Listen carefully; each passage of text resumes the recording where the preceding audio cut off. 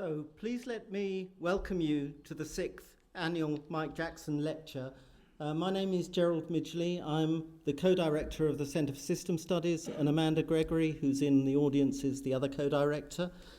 Our speaker today is Dave Snowden, who's a renowned practitioner of knowledge management and a writer on complex adaptive systems. But just before I hand over to our Vice-Chancellor to introduce Dave, I want to give you a little background on the lecture series and what will be happening today. So the lecture series was set up by a donation by Andrew and Valerie Chen, and Andrew is an alumnus of Hull, and Andrew and Valerie are among the audience of well over 1,000 people online. I think we had 1,500 register online, and usually we get about 2/3 turning up. So I'd really like to thank them for their generous gift to the university, which has enabled us to mount high-profile lectures on systems thinking and celebrate significant research in our field. And at the request of Andrew and Valerie Chen, the lecture series has been named after Mike Jackson, who was the founding director of our Centre for System Studies back in 1992, and he was also the first dean of our business school. So Mike is here today, and he'll participate in the discussions later this evening. So just a few words about our Centre for System Studies. The centre was founded in 1992, which is 31 years ago, and its mission is to undertake cutting-edge research on the theory, methodology, and practice of systems thinking. If you want to know what systems thinking is in a nutshell, it's about processes of inquiry and engagement that can help policymakers, managers, community groups, citizens deal with some of the most complex problems we face in today's world. And sometimes you'll hear the phrase systemic problem used to refer to a really entrenched social or ecological issue. And the Centre for System Studies is about developing systemic solutions or systemic practices to address or manage those kinds of systemic problems. So we work with people right across the public, private, voluntary and community sectors to facilitate change. So we do action research that actually facilitates change, not just looks at it. So let me tell you a little bit about what we're doing this afternoon. In a moment, I'm going to hand over to Dave Petley, who's the Vice-Chancellor of the University of Hull. The Vice-Chancellor is going to introduce our speaker, Dave Snowden. Dave will then give his lecture on making sense of the world in order to act on it. And following that, Mike Jackson will join Dave for a dialogue on his ideas. And I'll then close the event and tell you how you can sign up for our mailing list for bi-monthly newsletters if you'd like that. So this session is being recorded, and we'll make the recording available after the event to everybody who signed up. If you're having any technical difficulties online hearing the speakers, please put a note in the chat box and our technical support people will do what we can to assist. Also, please feel free to use the chat box to share any viewpoints or comments you would like to contribute on what the speakers are talking about. So without further ado, let me hand over to Dave Petley, Vice-Chancellor of the University of Hull, who will introduce our speaker, Dave Snowden. Thank you.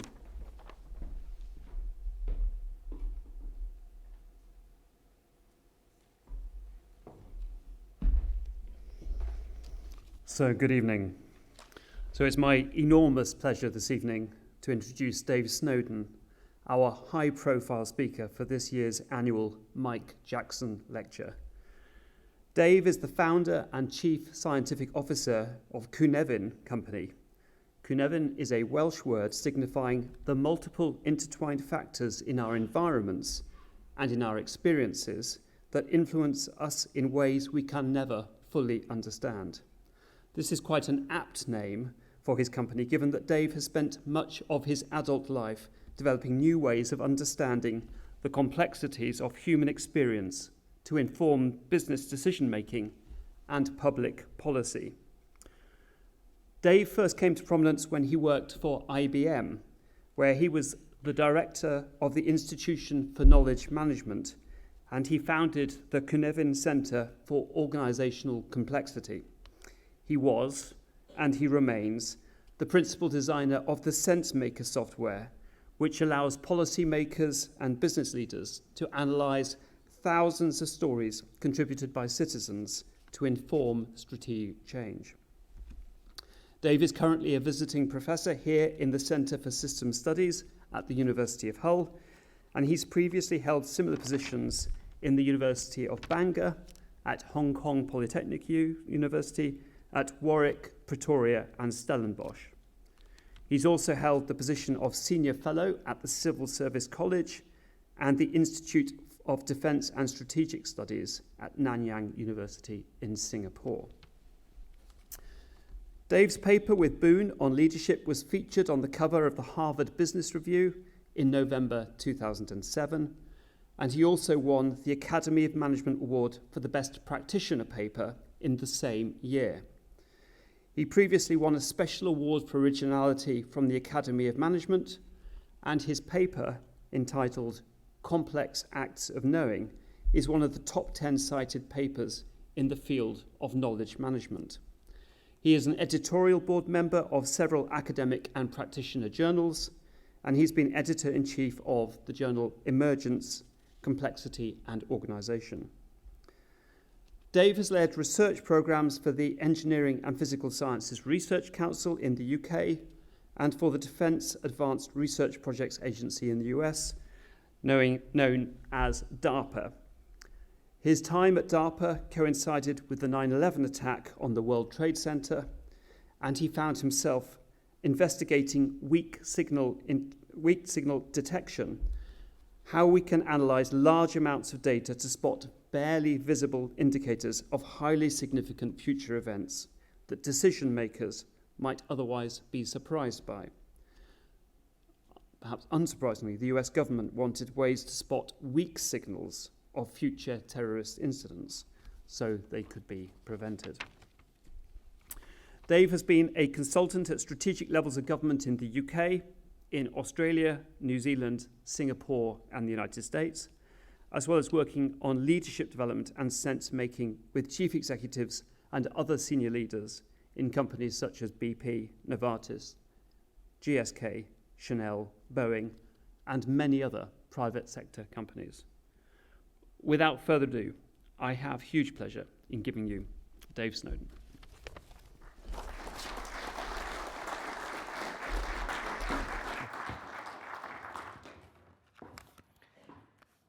I should take this opportunity, having had an association with Hull now for 7 years, to thank both Gerald and Yasmin before him for that association, for working with it. Now we now hope that everything works on the technology. Yeah, it does. Okay, so the idea is to introduce you to the field of study and give you some examples of projects. I want to start off by saying, to come back to this concept of what we call naturalizing sense-making. So this is one of 5 recognized schools of sense-making. The others are people like Klein, Derwin, and so on. Derwin tragically died earlier on this year. And sense-making I define as how do we make sense of the world so that we can act in it. And with that comes a key concept of sufficiency, because you never know all you need to know in order to make the right decision. So the question is, what sort of decisions can you make based on what you do know or are capable of knowing in the short near term? So that concept of action-based decision support is a key aspect of it. Naturalizing comes from philosophy, and it means to root what you do in the natural sciences. Yeah? And my background, my undergraduate degree is physics and philosophy as a joint major, which I'm afraid gives me a physicist's despair of social science because they never have enough data to form any valid conclusion anyway. I reserve the right to be more reasonable under questioning on that later. And you'll actually see that come through in our work on weak signal detection. We want to radically increase the volume of data available so that we can actually do some sort of analysis on it. Right? So I'll explain this in a bit more detail as we go through. And we're not naive enough to think you can use sort of 19th century or early 20th century concepts of natural science to study human systems. There are simply too many variables and too many variants. And we can see that these days in the field of psychology with people trying to replicate the classic experiments, and nobody can replicate them. right? And that sort of tells you something about the method. But what we do is we use natural science as what in complexity is called an enabling constraint. So there are things we know about systems, there are things we know about human cognition which come from the natural sciences, and so we take those as given, and then we develop methods and tools consistently with that. And the general approach, I'm fundamentally a methodologist at heart, that's what I've done all my life, is it normally takes about 5 to 7 years of playing with theory before we're ready to go and practice something, and it normally takes 3 or 4 years of practice to refine it. And that's what we used to call in the 70s praxis, or as we also said then, praxis makes perfect. So it's theory-informed practice rather than practice-informed theory. And that's a really important distinction. Because under conditions of extreme uncertainty, you can still depend on natural science, but you can't depend on case-based approaches because the cases are no longer relevant. So we're trying to actually start in that natural science base. And probably the best illustration I've got of that is this famous one. It's a classic one. I quote it. Lots of other people quote it. For reasons we don't fully understand, radiologists have offended the cognitive neuroscience community. At some stage in their past, they obviously did something very evil, and revenge has been sought ever since. But if you take a batch of X-rays, you take a group of radiologists, you give them the X-rays, on the final X-ray, you put a picture of a gorilla, which is 48 times the size of a cancer nodule, and you ask them to look for anomalies. 83% of radiologists, on average, will not see it, even though their eyes physically scan it. And the 17% who do see it come to believe they were wrong when they talk with the 83% who didn't. Now, this is called inattentional blindness. Yeah? If you go to Klein, myself, and others, we're arguing there's no such thing as a cognitive bias. There are only cognitive heuristics. Because they've evolved in humans, actually because, and this is a key concept I'll come back to several times, those cognitive biases actually reduce the energy cost of decision making. Yeah, so most of the time, there will not be a gorilla in a batch of X-rays, so why would you look for it? Right, so this concept of energy reduction is going to be key as I build on that, and this again comes from, I'm going to draw heavily in a minute on constructor theory and physics to apply to this. Right?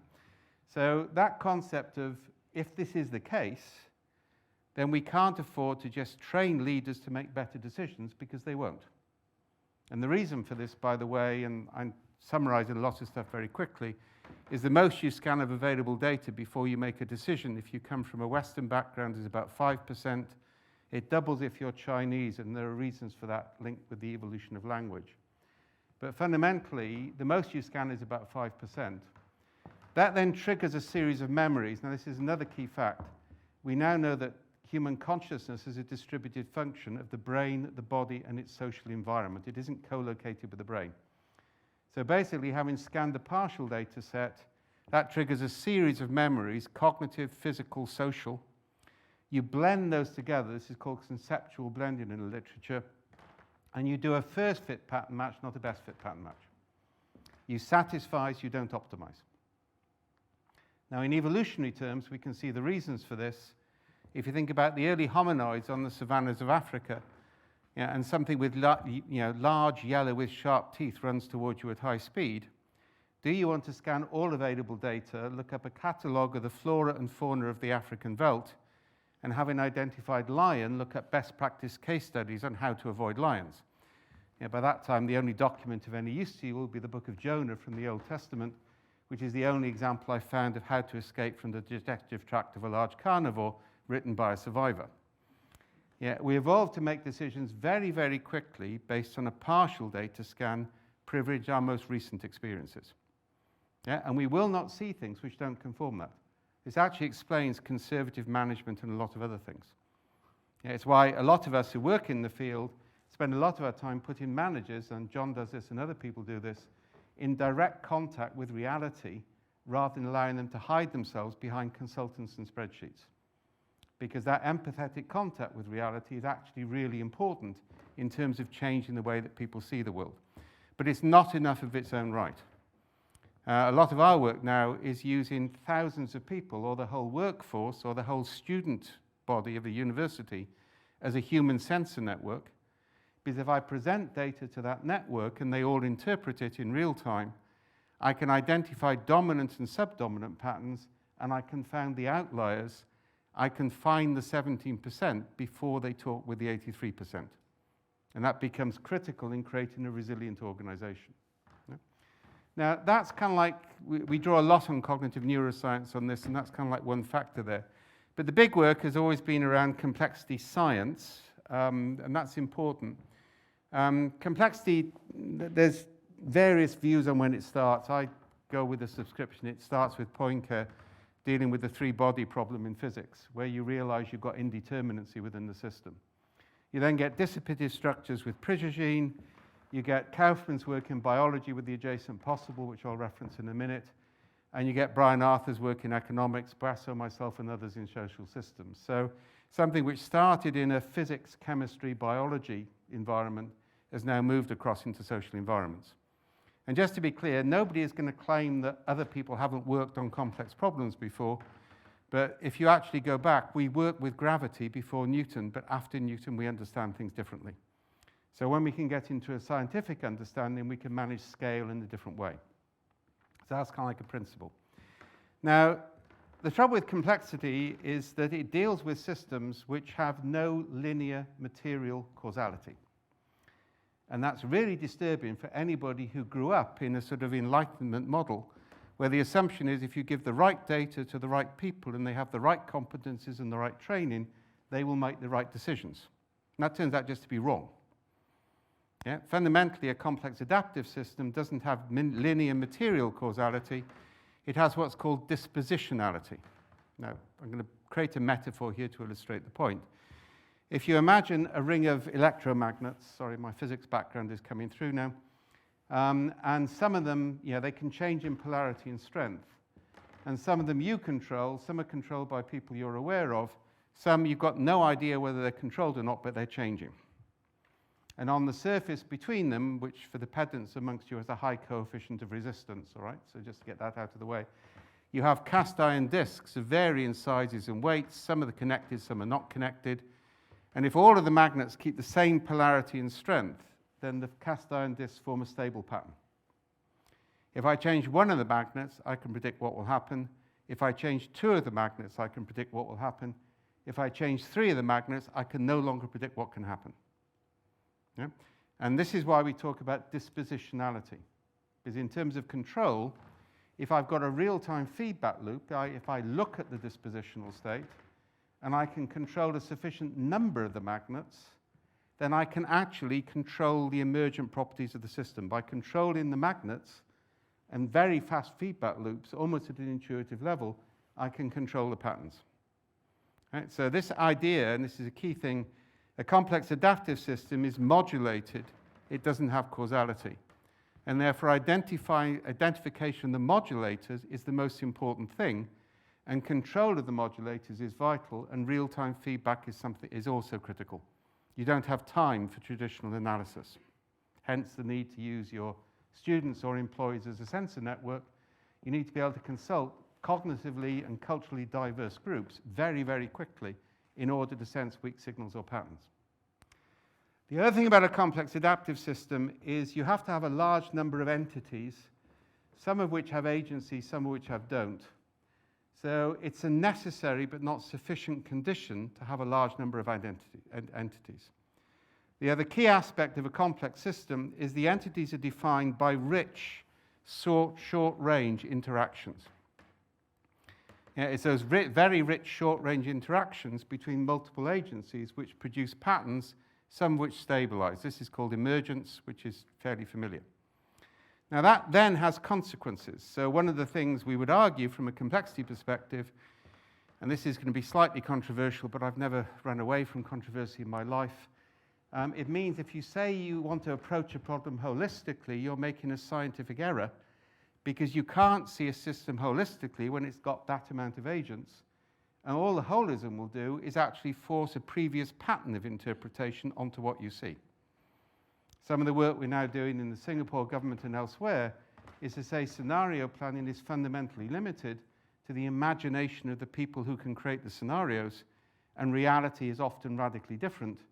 And so scenario planning can actually be quite dangerous under conditions of uncertainty, because it gives you false confidence about what you're going to do. And I'll build on that in a minute or two with a picture. Yeah? So hold that concept, because that concept of rich localized interactions and large number of agents is key. The other key principle on this is something called disintermediation, which means decision makers need direct contact with raw data without that data being interpreted by multiple levels of management. And the problem when I worked with DARPA, and I worked there for John Poindexter, who you might remember was Reagan's NSA. I didn't know who he was until I decided I liked him, and it was too late to realize I wasn't meant to like him politically, but that's life. And he said when he was NSA, the agencies competed to have their advice accepted rather than to give him good advice. And I've talked with other NSAs, and I've talked with vice chancellors, I've talked with senior managers. You might get away with it for your first 6 to 9 months, but after that, the information you get will be filtered by what people think you want to hear. Right? So that was one of the problems we were given to solve. The other problem, the problem of abduction, I'll come on to later. And part of the reason, and I talked about this in terms of immediate interaction, so some of our work, for example, is to capture micro-narratives at scale.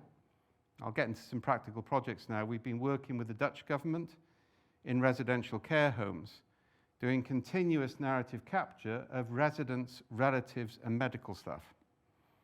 So that's multiple narrative-based observations into quantitative frameworks on a daily basis. Now that's actually now replaced the operational systems, or rather the operational systems feed it, because I can see patterns in that narrative I wouldn't otherwise see. And for a point I'm going to make again later, narrative carries what we call a necessary level of ambiguity. It's not too precise. You need something which is more fuzzy if you're dealing with uncertainty. So we're trying to get a quant approach on that. But what that allows me to do is literally to go directly from an abstract representation of the space to the raw stories told by residents in the care home without anybody interpreting that material. Right? Now, a large part of our work is to do what good consultants do on a daily basis, but to do it at scale without the need for consultancy. Yeah, so what we're doing is building these capture mechanisms and the representation mechanisms so we can do it, and I'll show some examples of that in a minute. So that's kind of like basically what complexity is about, but it has major consequences for design.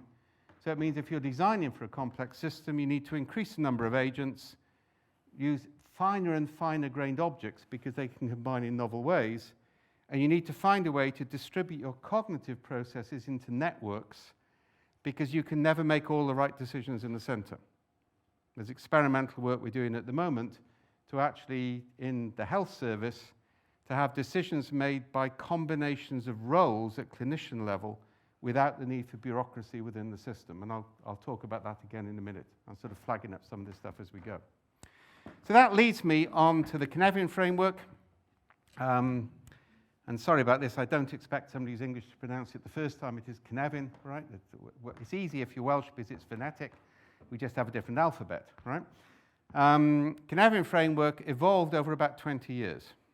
It's finally in its final state now. Good frameworks do this. It's also designed to pass what I call the back of a table napkin test. If you can't draw a framework on the back of a table napkin from memory with minimal training, it has little utility for sense making. I've actually seen a lieutenant in a SWAT team in Florida draw it with a rusty nail on the back of a breeze block and have a conversation with his headquarters and his staff, and that's where you want to be with sense making. Something which allows people to very quickly see different practices. So Cynefin identifies 3 different types of system. Again, it goes back to physics. There are 5 basic states of matter. It uses 3 of them. Yeah?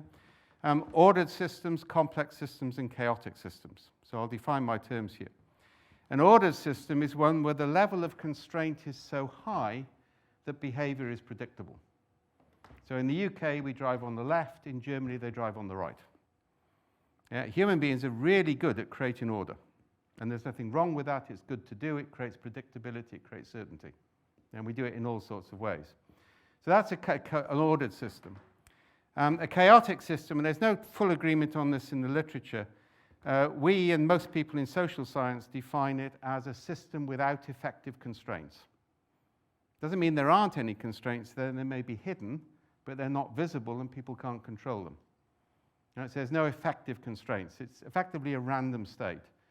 which means in a human system it's only ever temporary because human beings do not like an absence of order.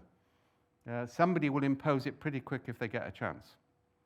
And then the third state is a complex adaptive system, and in a complex system everything is connected, but it doesn't necessarily have boundaries, and that's a really important distinction here. In complexity, a system is not defined by boundaries, it's defined by connections, which means it may dissipate. It may be a coalescent pattern in terms of the way it works. So that's a complex system. Now, we can understand this by a simple metaphor. It's solid, liquid, and gas. So solid is stable, it's predictable, that's order. Water is difficult to contain, liquid is difficult to contain, that's actually complex. And of course, gas is even more difficult, that's chaos. And that also introduces a key concept within Cynefin, which is the concept of a phase shift.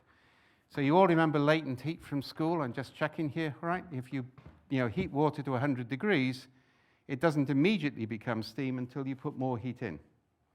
Right? So actually, the split between those three is a phase shift. If you want to make something ordered, it takes a lot of energy. If you take constraints away, you need less energy to make change because the situation has become complex. So moving between domains is a matter of changing constraints, and that changes energy as you go through it. So that is the phase shift. And then, of course, you get the triple point, which is a point with a balance between temperature and pressure, where it's equiprobable whether something will become solid, liquid, or gas. And in Cynefin, that's called the aporetic domain.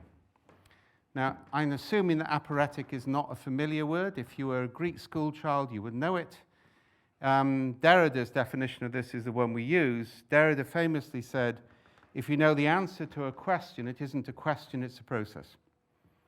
The only valuable questions are one to which you don't know the answer until you think or act differently, and that's called aporetic.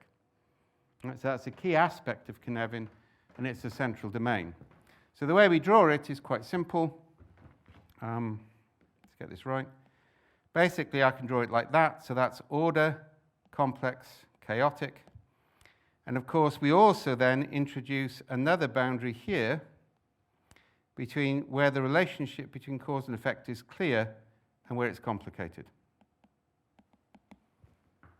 Now, I've done it in that sequence because it's important to understand that boundary isn't a phase shift, it's slightly arbitrary. But it's the difference between driving on the left or driving on the right and experts in dispute. So my favorite illustration of this is some years ago, I woke up one morning and I couldn't type. And it was a weird experience. But I'm male, so I sort of ignored it and assumed it would go away. Drove up to North Wales, ran a 3-day workshop. By the end of that, I couldn't write on a flip chart hardly, and I was having difficulty writing. But I still thought it would go away. So then I drove down to Reading, gave a 3-day masterclass. By the end of it, I was almost unable to act. So I finally gave in, went into hospital. They did all the scans, said I'd had a stroke. That was actually a mistaken diagnostic. Came back, went out to the pub, got drunk with my daughter. Kind of like, we've got to do something on this. Got back to the house to a message where say, please tell us you haven't taken the drug thinners, and get into the nearest hospital as fast as you can. So I got driven into hospital by daughter, right, and ended up in the Radcliffe, and ended up with 2 holes being drilled in my skull because I had a 70% compression of the left hemisphere. It was a brain bleed. Yeah, so if I'd taken the blood thinners, I'd probably be dead now.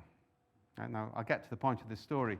When I got in, the first surgeon said he was going to leave a plastic tube in my head because he didn't want to take a second brain scan. I then got the operation was delayed by 6 hours because there was a road traffic accident. So I got a different surgeon, and he believed in a second brain scan. So 2 experts, different approaches.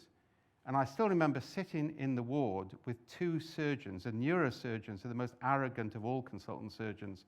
And consultant surgeons are pretty arrogant in the first place, having an absolute blazing row about who was right and who was wrong, bringing everybody else into it. And the point is that they were both right and they were both wrong. They both assessed the risk in different ways. And this is a big mistake we often make. We try and force people into one way when people with real experts realize there are various ways. And that's a distinction in Cynefin, which is made between what's called good practice and best practice. So again, they're both types of order. Now, the easiest way I've ever learnt to explain this is to take a real example, which is also a metaphor. So the whole principle of Cynefin is you don't have one approach to management. And this has been a real problem for the past 20 or 30 years. We'd have a succession of management fads, each of which claims to be the solution to the problem of life, the universe, and everything, to which any intelligent person knows the answer is 42 anyway, but each of them make that claim. And so they go through these waves. And what Cynefin says is actually there was nothing wrong with business process re-engineering in core manufacturing. There was everything wrong with it in services. Because services is an open system, manufacturing is a closed system. So this is called, effectively, different things will work in different domains as a key principle. Now, the best way of understanding this is to think, if you can, and I'm sure some of you have experienced that, is how would you manage a party for a bunch of 9-year-old kids? Everybody can imagine that situation.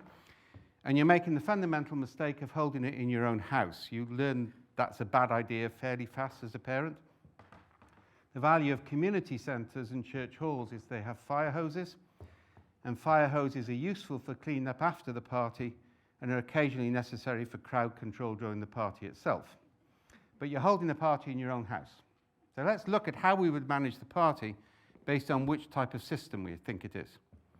So if we assume it's a chaotic system, that means there are no constraints. The children are free to do whatever they want without habit control, and it's all spontaneous self-organization, which generally ends up with spontaneous combustion in human systems. I've got a friend in California who did this once. He'd just come back from Burning Man, and he was ideologically committed to self-organization. He's never, ever going to do it again because his house got trashed. So I don't recommend this, but it's a valid approach. The ordered approach, on the other hand, you'll be fairly familiar with. Under this, it's of key importance to agree learning objectives for the party in advance of the party itself. The learning objectives should be aligned with the mission statement for education and society to which you belong, and should be clearly articulated and printed off on motivational posters with pictures of eagles soaring over valleys and water dropping into ponds, and you should place those around the room where you're going to hold the party. You have, of course, produced a project plan for the party. The project plan should have clear milestones throughout the party against which you could measure progress against ideal party outcome. And as the children come into the party, they're given Disney playing cards with the party value system printed on the back, so they can't say they're not aware of it. And the senior adult then uses PowerPoint to demonstrate their personal commitment to the party objectives and show the children how their allowances are linked to the achievement of the milestone targets. Following a highly successful completion of the party, you conduct an after-action review, update your best practice database on party management, and breathe a sigh of relief. If for any remote reason the children aren't happy, you hire an appreciative inquiry practitioner who will get them to tell happy clappy stories so they have happy mental models and suitably indoctrinated, they'll like whatever you put in front of them next time. Everybody reasonably familiar with this approach to party management? Yeah. Complex systems approach, on the other hand, is much easier. And excuse one swear word here, but it's necessary. We start off by drawing a line in the sand known as a boundary constraint in complexity, and we look the children squarely in the eye, and we say, cross that, you little bastards, and you die. And one of the things you learn pretty fast as an adult is the value of flexible boundaries, because rigid boundaries have a habit of breaking catastrophically when you least expect it. And then we introduce catalytic probes, a football, a videotape, a barbecue, a computer game, in a hope of pattern of play, which is called an attractor. And if it's beneficial, we give it more energy. If it's not beneficial, well, that's where you deploy the fire hoses. So what we do is we manage the emergence of beneficial coherence within attractors, within boundaries. And the only things you can actually manage are the boundary conditions, the catalysts, and the energy allocation. And that makes life a lot simpler when you realize that if the situation is complex. So that's the fundamental principles of complexity. And that's the basis of the EU Field Guide, which you can download for free from the European Union, is fundamentally based on those principles. It's the first government publication really based on complexity theory, and Hull does get some credit in it, so you can work on that. Now, as I say, that's an important set of principles, but I also want to look at something else. And I want to look here at risk. So, yeah, that's all right, cool. So most of the time, we end up in research and risk management drawing one of these things, called a bell curve. All God's children love bell curves. We really like bell curves. Because what we can do with a bell curve is we can eliminate the extremes as never likely to happen. Right? So everybody's comfortable. That's a type of Gaussian distribution, which I'll talk about later. The problem with this, if I do a double log scale of size against frequency of any natural phenomena, I get a distribution pattern which looks roughly like this.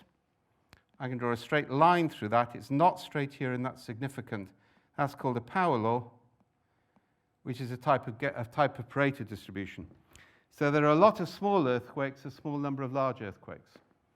There are a lot of small software errors, a small number of large software errors, and so on. Yeah? Now that Pareto distribution is a natural one. And if I overlay Pareto on Gaussian, I get a pattern which looks like this. What I've now got is the famous fat tail. So just by changing the distribution, if I eliminate stuff in the tail, I'm eliminating things which are likely to happen. This is a major problem, by the way. We've done work in the northeast of England and in hospitals in Wales, and identified the main cause of mental breakdown is not the job, it's the safety regulations. And the reason is the safety regulations have been built on a retrospective study of what people see as a norm, and the reality of life is in the tails of a Pareto distribution, not in the center of a Gaussian distribution. So we end up with, for example, nurses have to break the rules about 2 or 3 times a day to provide empathetic care to patients, and they do it at their own risk because the system doesn't reflect reality. Now, I say there's nothing wrong with the center of this, and this is going to complete the Cynefin stuff, because basically if I look at this area here, there is a many-to-many relationship between the past and the future. So nothing is going to happen in the future which hasn't already happened substantially the same way in the past. So I can use the past to make predictive statements about the future, and that's good news. That in Cynefin terms is an ordered domain. As I move out here, it gets a bit more interesting, because now I'm getting significant tail activity. So although I am getting repetition between the past and the future, increasingly it's only happening with mutation, or I'm getting increasing levels of novelty. And this is where we do things like cone of possibilities, contingency planning, all those sort of things, because we realize we can't handle the future. And this, by the way, is the really useful space for scenario planning. Yeah, because it gives me a set of options, and I can then plan for those options, forces and factors analysis, five scenarios, etc. Up until this time, I can use the past to make statements about the future, so I'm dealing with inductive logic. Remember, deductive, if A then B, inductive, all the cases of A have B, so I can assume some causality or some connection. The trouble is, when I move to the right, the past is not going to repeat except with substantial mutation. So using a case-based approach or an inductive approach is actually quite dangerous, and that's my point about scenario planning making us vulnerable, because I'm getting constant novelty and constant mutation, and this is where we do what is called abductive research. So abductive comes from the pragmatists. It's sometimes known as the logic of hunches. There are roughly 3 approaches to abduction. One is Peirce and the pragmatists, which is hypothesis generation. The second is Bateson, going back to the early days of cybernetics, which is metaphor-based association. And the third is our work, which is called exaptation, which is radical repurposing. So how do you suddenly see connections between things where you didn't see them before, which can give utility? If you don't know the relevance of that, think about the first microwave oven, which is when somebody realized the significance of a chocolate bar melted in their pocket, so they put a metal box around the magneto of a radar machine. We got microwave ovens. IBM dominated the computer industry because it repurposed punch card machines for industrial control for early-stage computers. The history of human innovation is a history of radical repurposing rather than primary invention. And in a crisis, you haven't got time to invent from scratch. You've got to repurpose what you've already got. Now, the problem with abduction is what I got set by Poindexter, is how is my intuitive insight more accurate than Mike's intuitive insight? And that's called the problem of abduction, because there are so many factors. And that's where we moved into this concept of mass sense, using humans as sensor networks to interpret stuff in real time and look at the patterns. Because that creates an objectivity. The popular phrase for this is wisdom of crowds, but I'm not wild about that. Now, the other key thing is in this area here, rules are a bad idea. Because the minute you have rules or rigid processes, you assume you can know what's going to happen in the future. And this is where we start to move into distributed processes. Right? So I'll give you an example. One of the methods we developed, and I'm going to ramble around this for a second, is informal networks are far more important in organizations than formal systems when there's a crisis. Yeah, I interviewed a whole body of people years ago, actually around COVID. If you talk to senior executives during COVID, formal processes had been designed without COVID in mind, so they all fell back to their informal networks. Because informal networks are trusted, we know people in those networks, we don't have to worry about doing a double check. Now in Singapore that works really well because everybody does national service, so all of the civil service actually are well networked across their silos because they've done national service together, they've done post-release training, so it's a dense network across the background. In the UK we're more problematic because the elite all went to the same schools and the same universities, so the networks are less dense. So one of the key principles of any modern organizational design is to increase the density of the informal networks because you want everybody to be within 3 degrees of separation of everybody else. Because if it takes no more than 2 phone calls to contact somebody else in the organization is networked and knowledge and action can flow very quickly, whereas it can't if you have too many structures. If you want a metaphor for this, it's the fungal roots that connect tree roots in a healthy soil. So the tree roots are the formal system, and they follow a strict pattern. You can trace it. Whereas the fungal roots are deeply entangled. And by the way, that's, if you go back to the Latin roots of complicated, it means enfolded. Whereas the Greek roots of complex mean entangled. And of course, if something is folded, you can fold and unfold it in terms of the way you go. So basically, without those fungal roots, the ecosystem would not be healthy. So that's the informal network. Dense informal networks are the way we handle cross-silo knowledge sharing. It's far more effective. So we've started to do a method called entangled trios, and I'll give you a couple of examples of this. One we did in the South Wales Valleys, which the Vice Chancellor and I were talking about earlier, in Ferndale, is we put young people together with people from their grandparents' generation. That actually has cognitive neuroscience behind it. The human brain is quite plastic until puberty. You don't see racism in kids before puberty. But after puberty, the brain starts to lock down based on the prejudices of society. It's fully locked down female early 20s, males late 20s, yeah, in terms of the way it works. Then it opens up again late 40s, 50s. So there's good news for you ever. And basically, if you look at it, innovation in the humanities tends to be older people because that's connecting things. In the pure sciences, it's younger people. I call this famously the grandparent syndrome. I'm about to become a grandparent, so I will get a chance to practice this, in that grandparents tell things to grandchildren and vice versa that they don't tell to the intervening generation. It's a different trust relationship. So what we did is we put young people together with old people and put them into a trio with somebody from government who can make their ideas work. And we deployed 15 or 20 trios into urban change rather than have a massive program working it out later. Again, this is how do we work at scale, how do we distribute it? And that produced some really genuinely exciting projects, yeah, which would have never come through a formal process. And remember what I talked about? We're changing the granularity, distributing the cognition. We're having lots of agents working formal interactions so that we can get innovation within the system. Yeah. We're doing the same with programmers. We're putting young, bright kids straight out of college who can program fast together with systems architects in a trio with a user trained to talk to IT people. It's a lot easier to train users to talk to IT people than train IT people to understand users. And we're about to make that course public. So instead of getting a systems analyst who's already decided what gorillas do or do not exist in the system, we actually put 15 or 20 trios on the problem for 3 or 4 months and see what they come up with and synthesize that and then put that into a requirement spec. Yeah, so you see this concept of working at scale? People who've just joined the company with people within 3 years of retirement put in a trio with somebody from the fast-track middle management route actually is one of the most effective change mechanisms you can have because it distributes intelligence, and I'm going to emphasize this, not to individuals, but into role combinations. Right? Now that's really important because when human beings are ritualized into a role, they behave very differently than as individuals. And this, you see this in military crews, in operating theatre crews. What ritual does is it triggers an identity shift, so you see the world differently.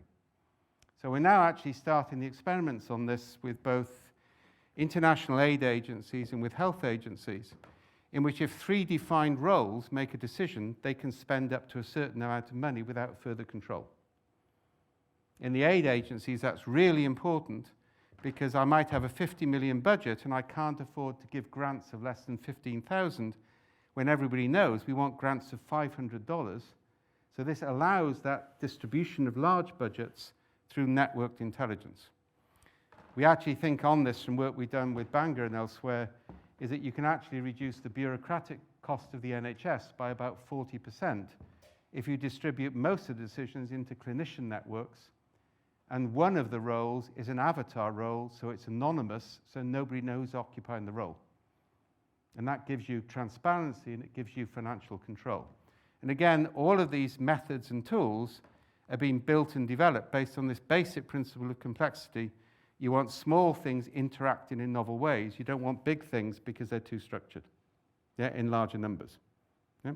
Now, the other advantage of that sort of technique, as I say, is you build the informal networks in the organization so that everything is very tightly connected with everything else.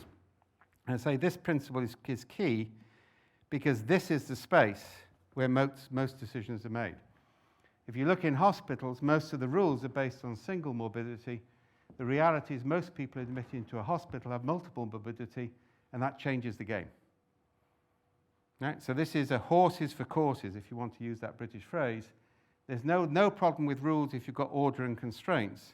There's everything wrong with it if you actually move it into this tail distribution where you just simply haven't got enough relationships between the past and the future and everything's changing quickly. The other problem, by the way, here, it's a massive problem in complexity, is called retrospective coherence.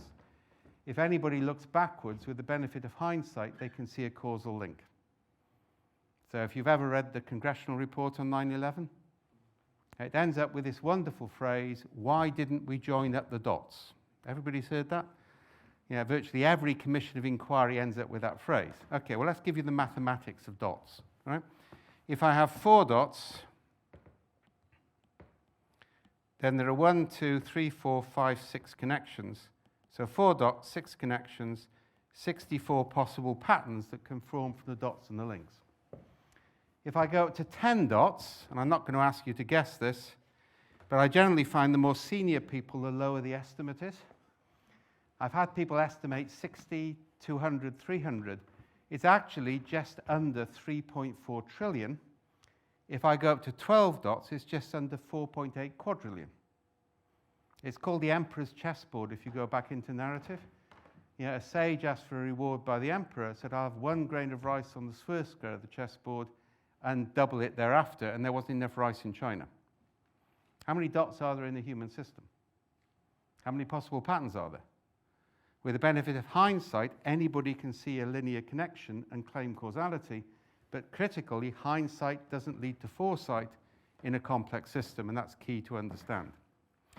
And that really leads us into where we're moving next. So this is kind of like site of the next big framework. This is called estuarine mapping. And I was told, and that's a picture of a New Zealand estuary, I realize you've got a big estuary next door in Hull, so the metaphor is a powerful one. Because in an estuary, the water flows in and the water flows back. There are things you can do at the turn of the tide that you can't do when the tide is running. There may be granite cliffs that you only have to survey every 50 years, but there'll be sandbanks you have to check every day. So it's a really good metaphor for a strategic, what's called a substrate in physics, the strategic environment within which you're operating. So the work we're now doing on that, and this is normally, say, methods take about 4 or 5 years. This has taken off over the last 4 months. I've run this at sea level now with 8 of the world's biggest companies. What we start off is we map 2 things, constraints and constructors. Now, these are types of modulators. So a constraint can enable or it can connect. It can govern, it connect, it can contain. So constraints are things which creates limits or create connections. And remember, this is positive as well as negative. If you don't have constraints, everything is equiprobable and no evolution happens. A constructor is something which sits in the system, in which if something enters it, it's transformed as a result of entering it. So a machine is an obvious example of a constructor, but in human systems, ritual is a really important constructor. Yeah, when a surgeon goes into a hospital, they scrub up, which is hygienic, but that ritual also changes their identity from who they were when they went into the operating theatre to the role of surgeon, and they scan a different 5% of the data and they activate different patterns, coming back to what I talked about in gorillas. So that's actually two things we map, and we can do this at scale with software, or we can do it in workshops. And then we put it onto a very simple grid where we contrast the energy cost of change against the time to change. And I've started to draw that down there just to see what happens, and people start to fill it in, which is quite interesting. So you end up with a map of all those constraints. And then we draw, if anybody wants to check on the background on this, this is Deutsch's work at Oxford University on constructor theory and theoretical physics. This is where this comes from, and the language comes from it. We've adapted it quite a lot.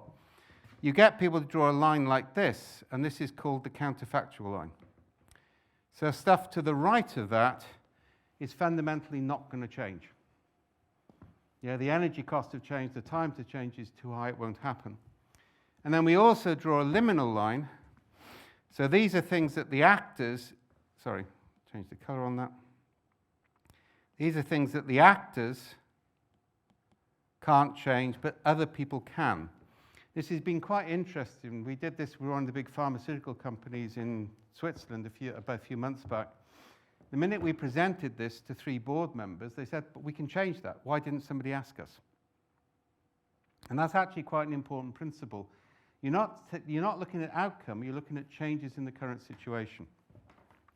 And then, of course, down here, anything down here is highly vulnerable because it can change very quickly.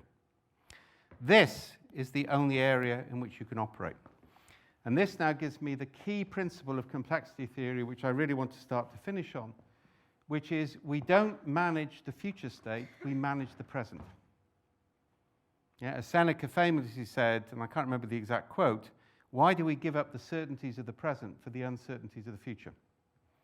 So instead of getting everybody into a big workshop and agreeing how nice it would be if we all behaved in a certain way, you can see that with Theory U and those sort of methods. It's kind of like, let's all agree how things should be. What we do in complexity, we start with describing how things are. And then we identify what we can change within that. So I now look at this map, and I've got 3 actions I can take for any cluster here. And by the way, those also then go into Cynefin. So I can either make it a compass rose. So that means I might say, I want to increase the energy, I want to decrease the energy, I move things around. Or I want to stabilize it. Or it's contingent. That's the turn of the tide concept. This will be easy to change, but only when this happens first. And so what we end up with is a series of micro actions rather than some macro strategy. And what we actually found is that removes political conflict from strategy. So we focus people on changing the current environmental state so the things they want are more likely to happen before we move into mass interventions. And if you want a really simple way of remembering it, I'll leave you on this. This is called the Frozen 2 strategy. So how many people have seen Frozen 2? Okay, it's a great complexity movie. You can now say Professor Snowden said you had to watch it, so that's it, even if you haven't got young children.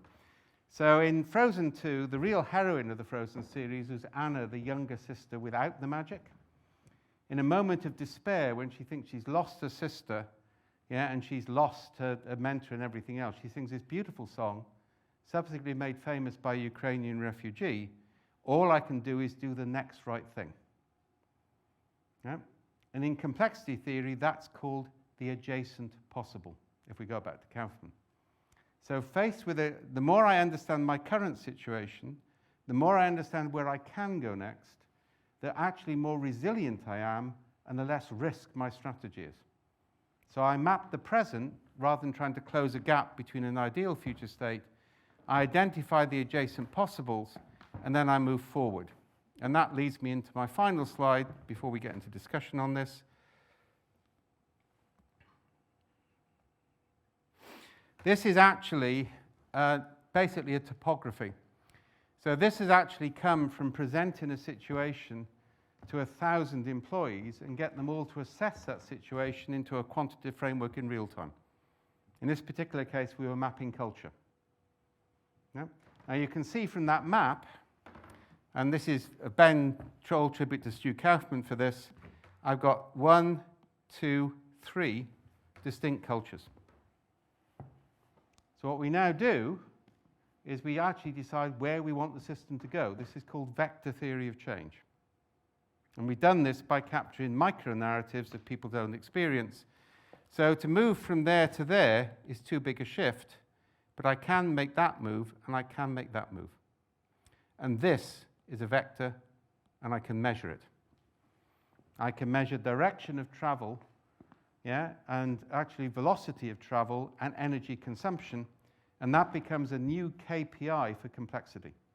Because I can't measure outcome-based targets because that produces perverse incentives, but I can measure direction and speed of travel. And the way we're now working on that, and this is the final point to make on this, we're working now, actually we're about to start a project with a bunch of universities on this, is we're using their students as a sensor network, so we're capturing real-time data from them about what's going on. But we've also introduced the concept of microaggression reporting. So if something happens which you're uncomfortable with, I mean, I've talked with a lot of women who've been subject to abuse in various ways, similarly people with racial background, people with cognitive diversity. You don't report it because if you do, you're subject to secondary abuse. You have to confront your accuser, it all gets difficult. So people don't report things early, so the system actually waits until it's a catastrophic shift. In Cynefin, this is the boundary between order and chaos, is represented as a catastrophic fold, because everything is nice, neat, and tidy and ordered. When disaster happens, it's major. It's a catastrophic fold. It's René Thom, catastrophe theory, all that sort of stuff. So what we now do is if, for example, and this is a real case, happened to me last year, yeah, another speaker on a conference platform literally slapped another speaker's bottom who was female and said, "Well done, lass, I'll see you in the bar late at night." And when confronted, said, "I haven't done anything wrong, they like it." Right? And then we actually talked with the woman, and she said, "Well, I'm not going to report it because it just gets too traumatic." So we originally did this with actually Boeing on safety. So anything which you're disturbed about, but you don't want to be crying wolf or making things difficult, you tell a story about it, you index it, it's immediately encrypted and put into a separate database, so nobody can access the data. And then we look for a pattern in multiple such reports, and when we get a pattern over multiple reports, we issue a formal notice to the company to say you've got a problem in this area, and these are some key phrases which illustrate it. Now I finish off with that because that's one of the things which has got me most excited at the moment. If you look at academic abuse of students and those sort of things, the earlier you spot something, the lower the cost of change, either negative or positive. And the trouble is, with current formal reporting systems, we don't do things until they're too serious, and therefore it takes a lot of energy cost to deal with it. We're now actually thinking of giving feedback to individuals on this as well. That's a research project. But again, it comes back to where I started. Lots of small things, rich interactions at a localized level, the ability to see patterns in the whole, and then to reinforce good patterns and disrupt bad patterns. So I'll finish with that key phrase from the Children's Party story. We manage the emergence of beneficial coherence within attractors, within boundaries. We actually deal with the evolutionary potential of the present rather than talking about idealistic future states. And that's really where naturalizing sense-making and what we call anthro-complexity, the study of complexity in human systems, that's what it's all about.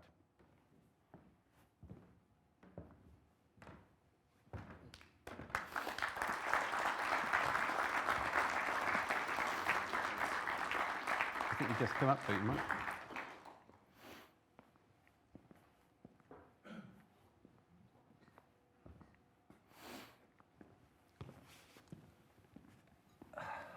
Thanks very much, Dave. That's a pleasure.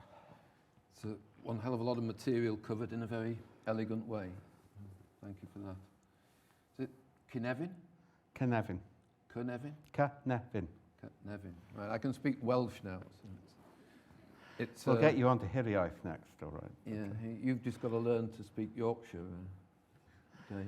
Well, as I said to you last night, we regard Yorkshire and Northumbria as honorary Celts. We don't really think you're English, so it's... Well, that's fine. We have gone through quite a lot of material, so I just want to pick out some highlights, really, and just explore those a little bit so the audience gets the main grasp of it.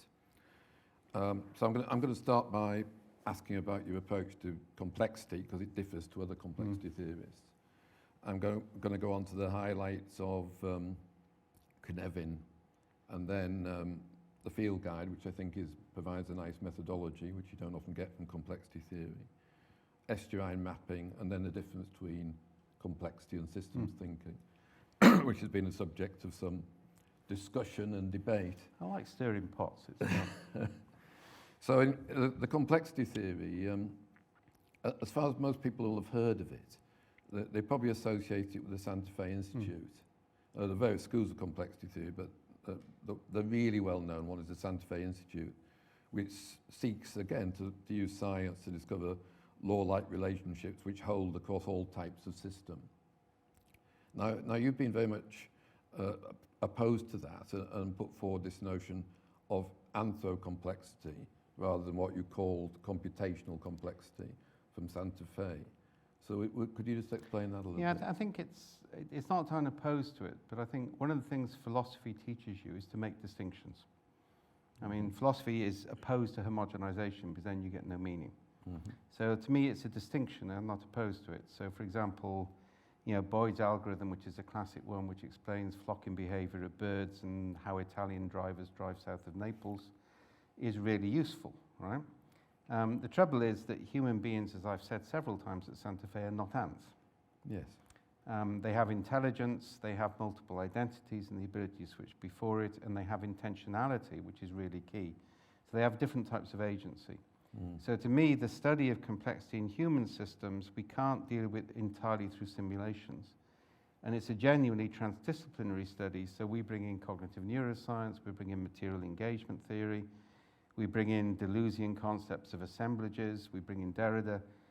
It really is a transdisciplinary approach. And you can't reduce human beings to agents working off rules with strategies, which is, I think, the problem with Santa Fe. And the good guys get that. The bad guys think they just haven't got enough funding or haven't built big enough models, and I think they're wrong, right? Okay, I agree with you about your interpretation of Santa Fe Institute. So you're interested in anthro-complexity, complexity in human systems, social systems, but you still want to take look at it in terms of naturalizing sense making. I mean, it says in the brief to your talk, the use of natural sciences to understand about human and social systems. Yeah, but let's say, come back to what I said at the start, we call that an enabling constraint. So I don't think we can do a traditional 19th, early 20th century study of a human system because there's too many variants, the context constantly shifts. But we do know that 83% will not see a gorilla if they don't expect to see it. So that's what we base our work on. So we take what natural science says about systems. We know, for example, from material engagement theory that the capacity for high abstraction numbers didn't evolve until after the Sumerians created clay counting tablets. And we know from epigenetics that you can inherit within 2 generations on culture. So once we have that knowledge, we can use that to devise methods. And it doesn't give us predictive capability, but it gives us a higher degree of certainty than if we just try and do what worked for us last time, which is the inductive approach. So I really want to make that. We're using science as a constraint. We're not using it as a totality. But your point is that natural science of the different types you've described still has a lot to tell us about human and social systems. And the concept of distributed consciousness, if you look at Seth's work and Clark's work now, and the concept of micro-hallucinations and rapid feedback, that's actually really important at the corporate strategy level. And you need to keep up to date on that science these days in strategy. Yeah. Well, I just want to hold that as an idea, because I suspect I would disagree on the degree to which natural science can tell us about the way behaviour is in human systems and social systems. So just hold that for a moment. And let me give you a quotation from the opposite extreme. It's Max Weber said, I think he said in his day, it's totally irrelevant to economists whether astronomers believe in the Copernican theory or the Ptolemaic theory. Now, if I were to update that, pushing that line, it may be completely irrelevant to leaders and managers whether physicists believe in Newton or they believe in Einstein. That's the opposite position, that the physical natural sciences have, in fact, much less to tell us about social and human phenomena than perhaps you would claim. Yes and no, all right. First of all, I don't think the average executive needs to know the difference between Newton and Leibniz. And physicists don't believe in Newton or don't believe in Einstein. They sort of use both, all right, in that sense. But my point is the methods and tools need to be based on those principles. And if you're trying to manage for emergence, you know you can't predict the outcome, but you can reduce the risk. So, for example, one of the things we do is we test hypotheses for coherence. So we know that, now let's take an example, that young Earth creationism is incoherent, so it's not a pathway to pursue. But there are different theories of evolution which are coherent but contradict each other. So we pursue all of them in what's called safe-to-fail experiments. So we don't say we can predict the state of the future and we can influence behavior, but you can't study it in a causality sense. But you can reduce the risk of interventions by designing your methods and tools based on what we do know from the natural sciences. And understanding we don't know everything. No, and it's how much we can gain from the natural sciences in that sort of social human context. But let's park that and come back to it. Sorry, can I just say one thing on that? Because there's some really interesting, I mean, one of the things I worked on is linking Deleuzian concepts of assemblage with strange attractors with tropes. So when you really get into this, you can get some quite exciting combinations of the humanities and natural science, which give you better insight on both. Well, and then it depends to what the extent to which it's a metaphor and an analogy, or whether the same law is behind them all. Yeah, I'm a materialist. Okay. So I'm not going to accept let's hold the basis of that debate, because I think it's probably also what we'll come back to at the end in terms of trying to differentiate complexity science and systems thinking. Let's go on to Cynefin, which is a powerful framework. Now, you described that as a sense-making framework. In other words, it's the way that individuals can see the world in these different ways. That's what it must mean as a sense-making framework. They can look at it and see things as simple or complicated or chaotic or as complex. Now, in that sense, that's an observer-dependent thing. But sometimes you seem to use it, I'm not making a point here, sometimes you seem to use it as a categorizing device, which is a way of saying, well, the world can be complex, complicated, chaotic, clear, and it's a matter of finding the right approach and matching it to the way the world is. Okay, so two things. First of all, most actual actions on Cynefin are to shift things between domains rather than identify which domain they're in.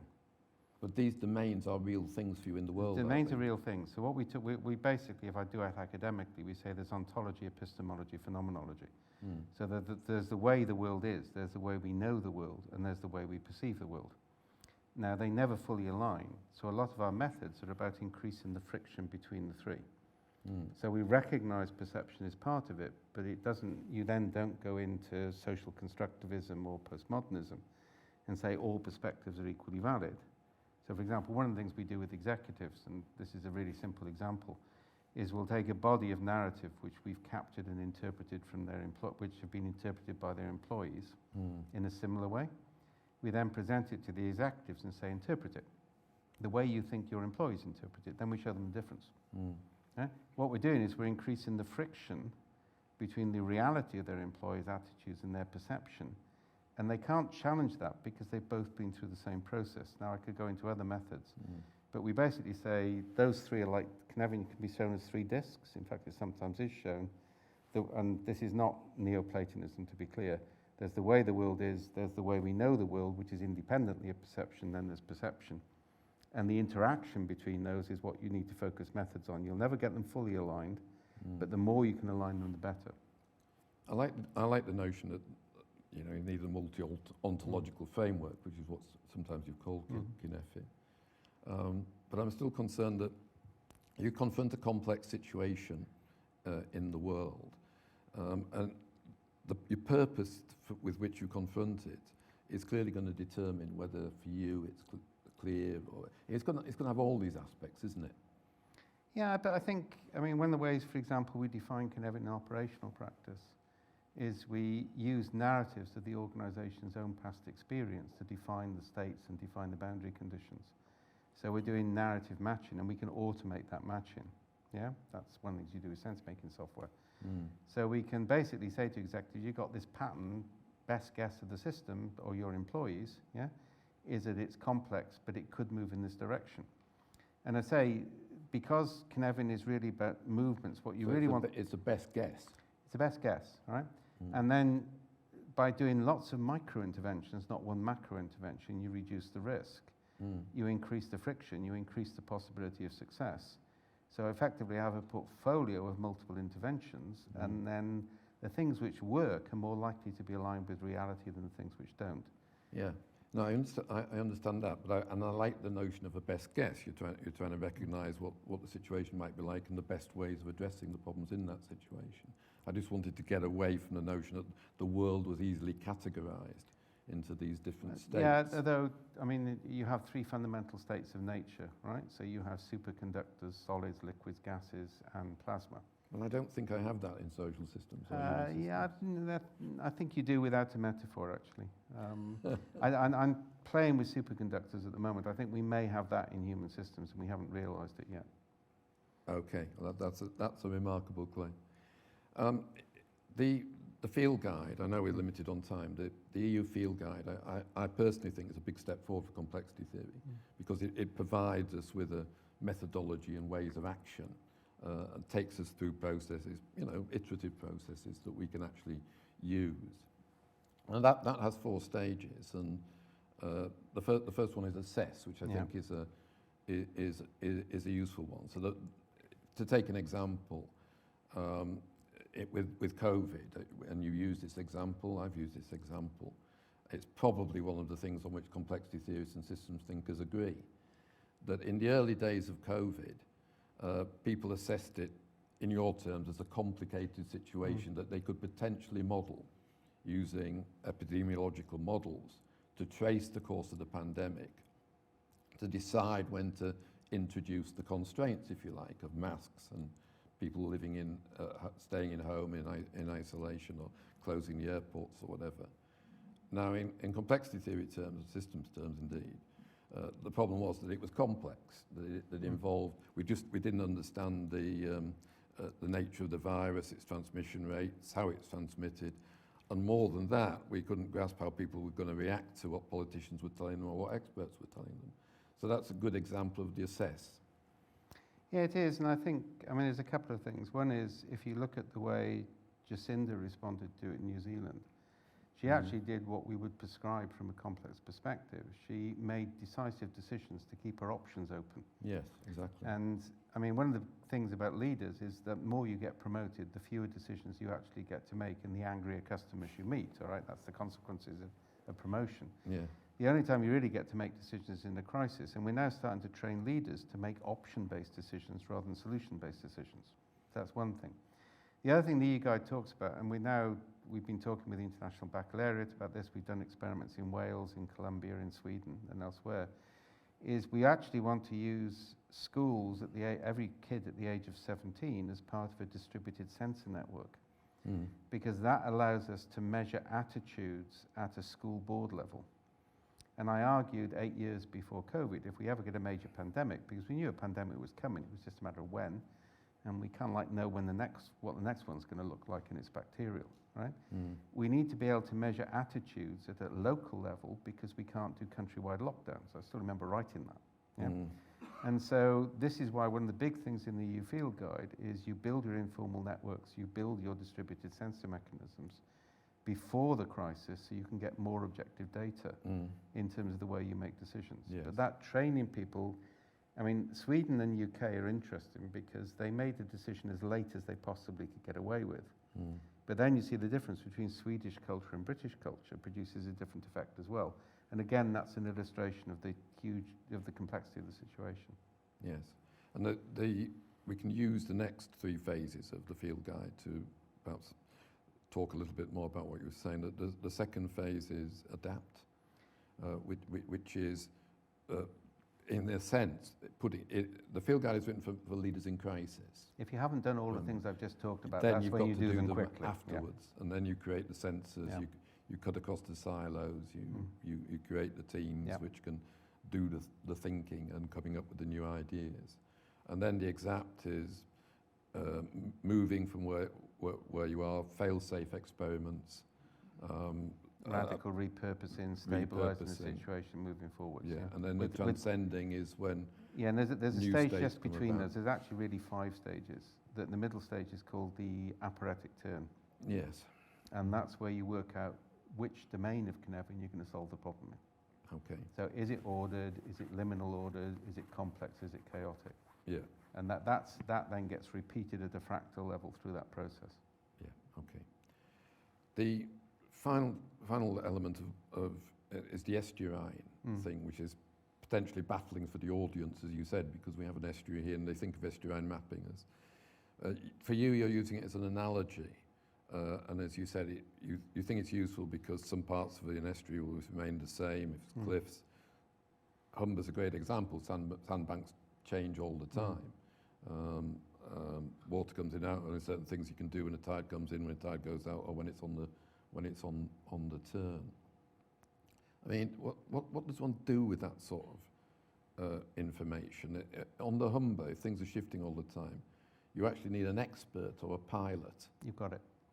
who is Well, going you've got a decision. So do you dredge a channel and buoy it, which is very expensive, or do you employ local pilots? Yes. And that's where the metaphor starts to work. I mean, in Wales, we have 5 different words to describe estuaries because we've got a lot of them, and they're different. So I may give it a Welsh name to avoid the problem, right? But the basic principle is, and the way we now see it, is you start by effectively mapping the energy gradients of the system. You then do lots of small interactions. So we just did this with one of the big car manufacturers, and they had a massive political dispute between themselves and 3 partners about a new technique on battery-powered cars. 2 half days using estuarine mapping, and we had 40, 50 actions with no political controversy. So that ability to shift people away from thinking about the future, I mean, the way I normally describe it is you want them thinking about how do they make the energy cost of virtue lower than the energy cost of sin. Yeah. Where you lose me on this point comes back to the early debate we were having, because you're talking about it using scientific concepts, which are expecting, I don't know, managers and leaders either to understand themselves or to accept from you as an expert. And you're believing that you can be scientific. You're transferring this notion to organisations and believing that you can be scientific about organisations. So you're talking in terms of things like energy gradients. I mean, we talked about this last night, so it won't be much of a shock to you. I mean, energetics is an ancient theory that you can explain the way the universe operates by thermodynamics, that it operates in physics, it operates in biology, and it drives evolution. Evolution happens where change in energy is the least. You're saying that applies also to organisations. You're not far from Santa Fe in wanting to claim that there are laws common across all the different I'm saying there are fields. constraints common across, not laws, which is different, all right? And that's an important distinction. I think the other thing, and I think is where the estuary sort of comes in, is actually it's less thermodynamics, it's more quantum mechanics. So one of the reasons I called it an estuary is I got fed up of constructional law and the idea everything flows in one direction. So that's what triggered me to say estuarine. Yeah? And the whole thing about quantum mechanics is you've got waves and particles, you've got waves inducing particles which instantiate on a temporary basis. What you can actually get is quantum coupling within that, and you can get quantum layering. Now, I don't have to explain that to an executive, and I haven't. All right? I'm not sure I'm not sure I even understand it myself anymore. I certainly can't do the mathematics, but Carla's book is brilliant for this, by the way, which you know as well, right? I do know his book, and he would never make the claim that quantum mechanics had a great deal to say about social systems. Other people would. So Deutscher does, all right? So does Carla, and so would I, all right? Well, Carla Rovelli doesn't say it, but that's so. a side But argument. either way, so the point is that when you deal with executives, you say, look, energy can mean cash, resource, or attention. They get that instantly. Time is how much physical time. So if you want to be a London taxi driver, it's a 2.5 years minimum, because that's how long it takes the hippocampus to change. So the language of energy against time and the language of reducing energy or increasing time, that's what you need. And this is the point I made earlier. You need a very rigid scientific basis to your methods and tools, but then the language with which people use those tools doesn't have to have that scientific understanding. No, and it's whether that scientific understanding translates to social systems and to organisations, which is the issue. And I think this is and possibly... it doesn't completely in terms of emergence, but it does in terms of the interventions from which you can then observe emergence. But nobody's saying you can predict that. No. In a sense, it doesn't matter to me. It's like Weber, Max Weber, a sociologist. It doesn't matter to me whether it's quantum physics or whether it's thermodynamics. It's only ever sometimes a useful metaphor, and you cannot bring this science to bear when you're looking at management and leadership. Now, let's just explore that with the final issue, really, because the time is short. Complexity science and systems thinking. You have said and made the point powerfully that you believe that complexity science is an advance on systems thinking. We need to address that. So what did you actually mean by that? I mean more distinct. I think it has different origins with some overlay, right? And I think let's take, for example, pattern languages with Alexandra and the whole cybernetics concept of patterns. I mean, I worked in that area. I've got a huge respect for it. But once you get a complexity insight on that, you want more finely grained particles than you get out of that, because they're too clumped, right? So we can actually interface with that aspect of it. As you know, I did a lot of work with Peter Checkland and soft systems, and a lot of that's come across into our methods, but it doesn't scale beyond the workshop. And so that's when we moved into things like distributed ethnography, and I worked with Frank Land at LSE. So nobody is trying to say this stuff is wrong or it doesn't still have utility. In fact, I've always said it still has utility. But what science advances, and that gives us more insight, and that allows us to do things. We recognize the past, we move on the future. So I have very little time for systems dynamics, because I think it assumes causality and it deals with problems it shouldn't do.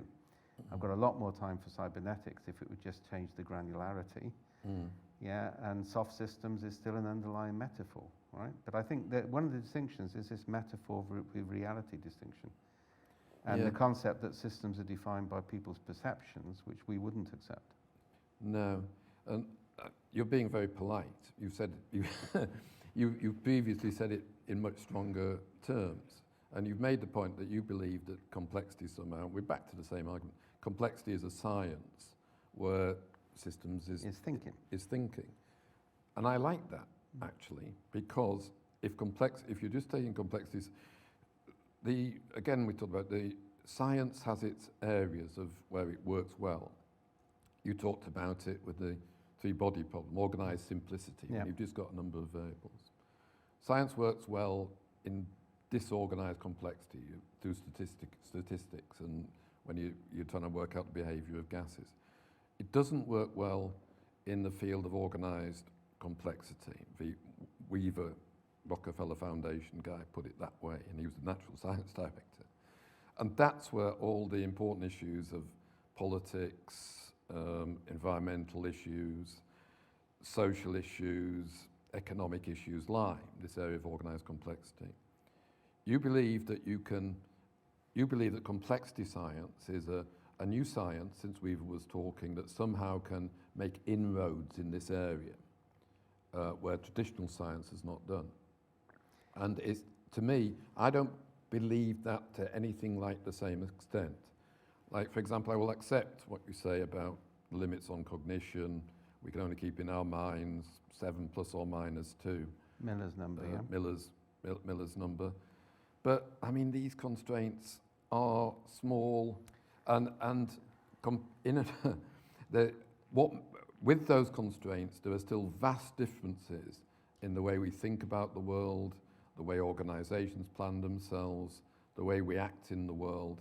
And my space and the space of systems thinking operates in those differences, which are huge despite the few cognitive whatever constraints which are interesting, but by no means, in my view, the way of addressing issues in social systems. There's a couple of comments on that. One is, I've been introducing new things all my life, all right, which is approaching 70 now. And one of the things you learn pretty fast on that is when you bring in a new idea, you have to make it very distinct, otherwise it gets homogenized. Yes. And once the idea is established, you can get more reasonable. So I'm in that state at the moment on systems thinking, right? Yeah. So I'm getting more reasonable because complexity is now established enough. Well, you know, this is cycle time, all right? But that is actually, if you look at the nature of introducing new ideas, you've got to avoid homogenization in the early stages. Okay. Right? The other point, let me give another illustration. So we know that human beings evolved to make decisions in extended families and in clans. We're actually really bad as individual decision makers. You know, do not get any cognitive neuroscience. Don't tell them you take Malcolm Gladwell's Blink seriously, or they won't invite you out for dinner ever again, right?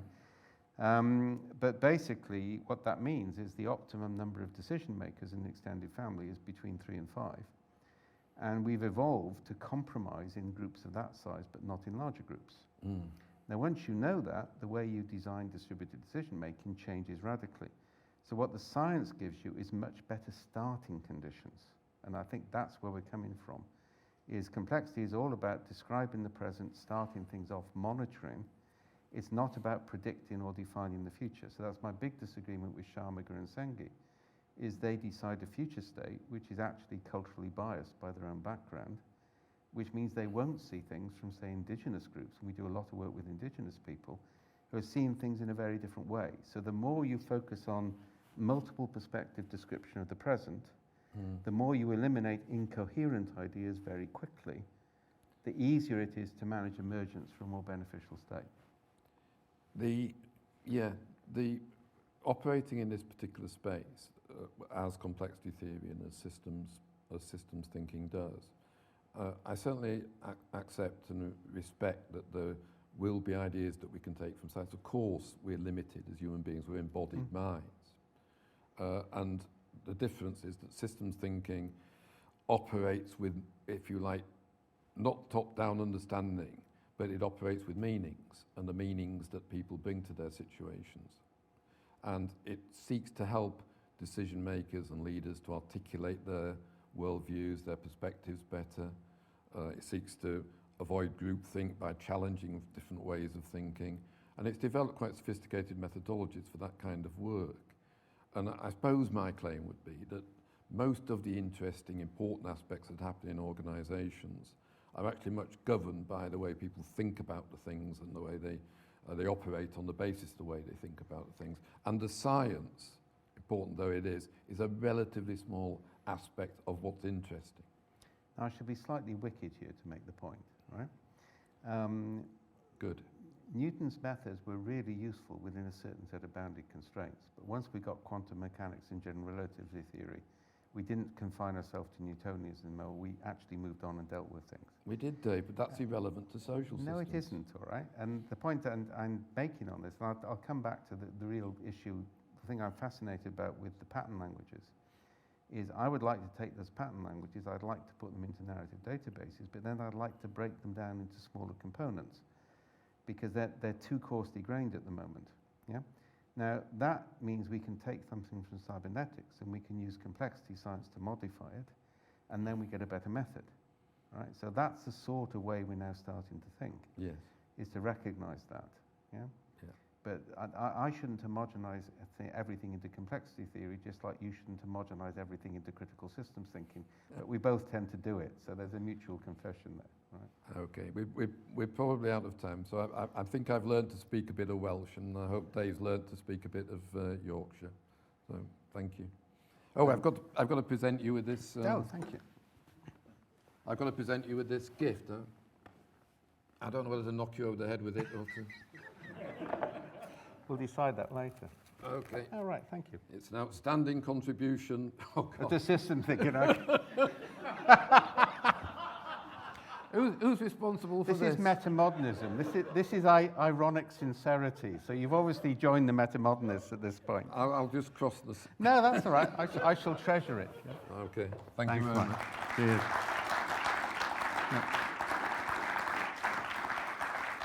Got to make the photo. All right. So thank you very much, Dave Snowden and Mike Jackson. It was a fascinating lecture and a discussion too. So a round of applause, please.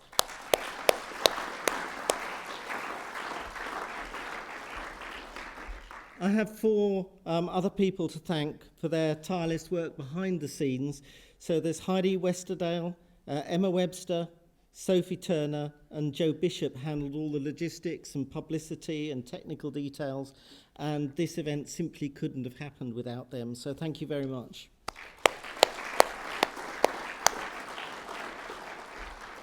So let me end by telling you just how you can sign up for our new bi-monthly newsletter. So we have two new editors of the newsletter, Matt Lloyd, who's one of our current PhD students, and Rajneesh Chowdhury, who's an alumnus from our PhD program. So one of our staff will be contacting everybody by email, and if you want the newsletter, which will be bi-monthly, then please sign up for that, and just reply to the email, and then you'll get to hear about the future Mike Jackson lectures and other news and events from our Centre for System Studies. So let me just close this 2023 annual Mike Jackson lecture with a final thank you and round of applause to Dave Snowden. Thank you very much, Dave.